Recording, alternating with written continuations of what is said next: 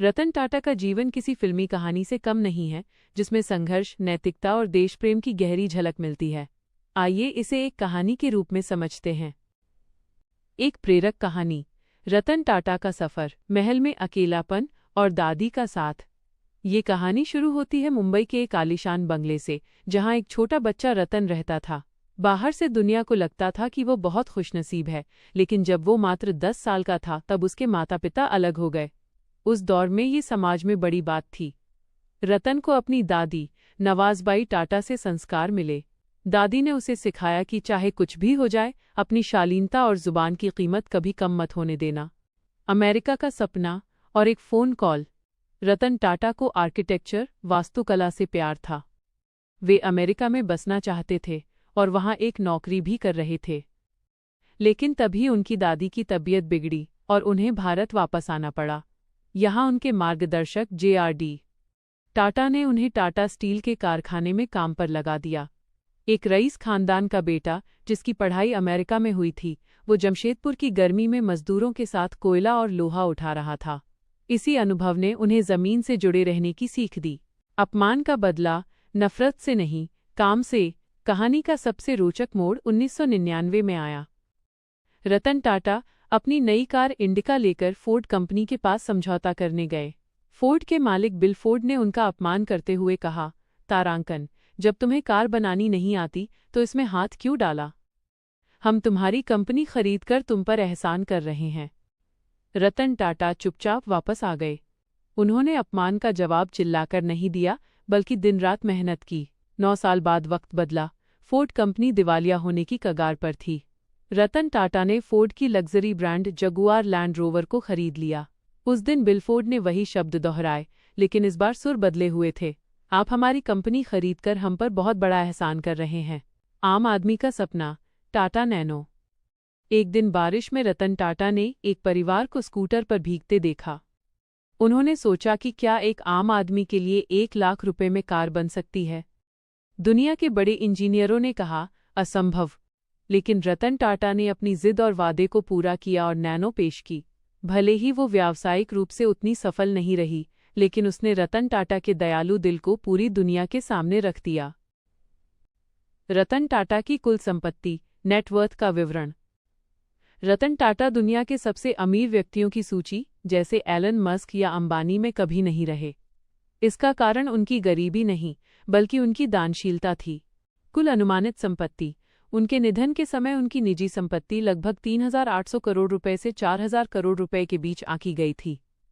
अमीरों की लिस्ट में क्यों नहीं? टाटा समूह की मुख्य कंपनी टाटा सन्स का 66% हिस्सा टाटा ट्रस्ट के पास है। इसका मतलब है कि टाटा ग्रुप जो भी कमाता है, उसका अधिकांश हिस्सा दान में चला जाता है।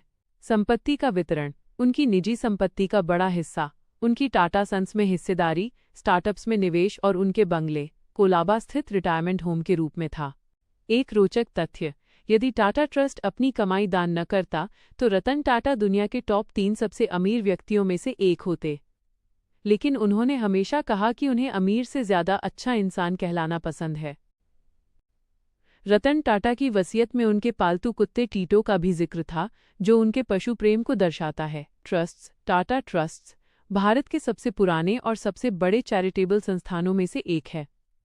रतन टाटा के मार्गदर्शन में इस ट्रस्ट ने केवल पैसे नहीं दिए, बल्कि भारत की बुनियादी समस्याओं को जड़ से खत्म करने का काम किया।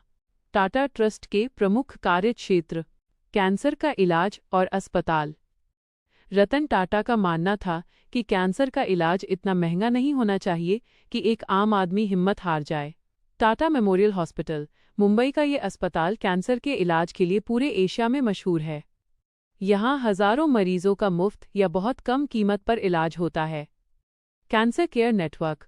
उन्होंने असम और अन्य राज्यों में कैंसर अस्पतालों का एक जाल बिछाया, ताकि मरीजों को अपने गांव शहर से दूर न जाना पड़े। शिक्षा के क्षेत्र में एजुकेशन। टाटा ट्रस्ट हजारों छात्रों को स्कॉलरशिप देता है। आईआईटी और आईएससी। उन्होंने बेंगलुरु के Indian institute of science (ISC) और कई आईआईटीएस को भारी फंड दिया, ताकि भारत में रिसर्च और टेक्नोलॉजी को बढ़ावा मिले। Tata institute of social sciences (TISS) समाज सेवा की पढ़ाई के लिए यह देश का सबसे प्रतिष्ठित संस्थान टाटा की ही देन है। स्वच्छ पानी और पोषण। स्वच्छ जल। ग्रामीण इलाकों में जहां पीने का साफ पानी नहीं था, वहां ट्रस्ट ने वाटर प्यूरिफिकेशन प्लांट लगाए। कुपोषण। बच्चों और गर्भवती महिलाओं में खून की कमी, अनीमिया को दूर करने के लिए ट्रस्ट ने सरकार के साथ मिलकर कई पोषण अभियान चलाए। ग्रामीण विकास और कृषि। रतन टाटा ने किसानों को आधुनिक खेती सिखाने के लिए कई प्रोजेक्ट शुरू किए। ट्रस्ट ने सूखा प्रभावित इलाकों में चेक डैम बनवाए और जल संरक्षण की तकनीकें विकसित की ताकि किसान मौसम पर निर्भर न रहें।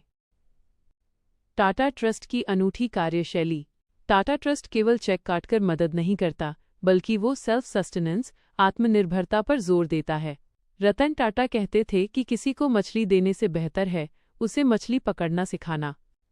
एक अनूठी मिसाल, रतन टाटा ने अपने जीवन के आखिरी वर्षों में स्मॉल एनिमल हॉस्पिटल मुंबई का सपना देखा और उसे पूरा किया। यह पालतू जानवरों के लिए भारत के सबसे आधुनिक अस्पतालों में से एक है। रतन टाटा के अनमोल विचार, कोट्स। लोहा कोई बर्बाद नहीं कर सकता, लेकिन उसका अपना ही जंग उसे खत्म कर देता है। वैसे ही इंसान को कोई और नहीं, बल्कि उसकी अपनी सोच बर्बाद कर सकती है। अगर आपको तेज चलना है तो अकेले चलें, लेकिन अगर आपको दूर तक चलना है तो सबके साथ चलें। रतन टाटा का पूरा जीवन हमें ये सिखाता है कि सफलता का पैमाना बैंक बैलेंस नहीं, बल्कि वो प्रभाव है जो आपने समाज पर छोड़ा है।